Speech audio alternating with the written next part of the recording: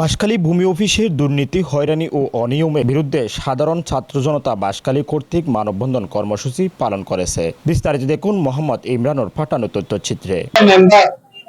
বাঁশখালী ভূমি অফিসে দীর্ঘদিন ধরে একটি প্রভাবশালী চক্র কর্তৃক ঘুষ, দালালি, ফাইল আটকে রাখা ও সাধারণ জনগণকে হয়রানি করার মাধ্যমে যে দুর্নীতি অব্যাহত চর্চা চলছে তা এখন জনদুর্ভোগের চূড়ান্ত পর্যায়ে পৌঁছেছে। প্রশাসনের নিকট একাধিকবার লিখিত ও মৌখিকভাবে অভিযোগ জানানো হলেও আজও কার্যকর কোনো ব্যবস্থা গৃহীত হয়নি।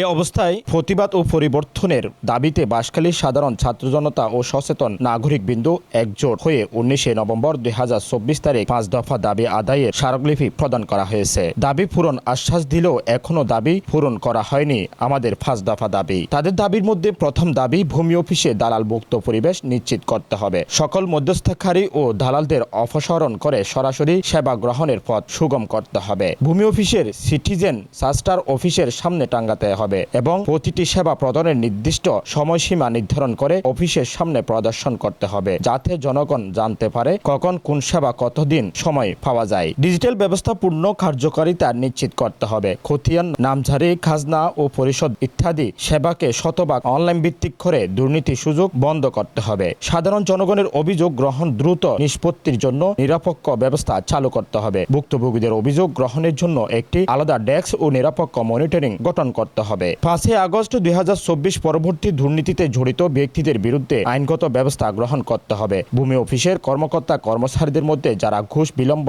বা হয়রানির সঙ্গে জড়িত তাদের বিরুদ্ধে তদন্ত গঠন পূর্বক অপরাধের চিহ্ন করে বিচারের মুখোমুখি করতে হবে।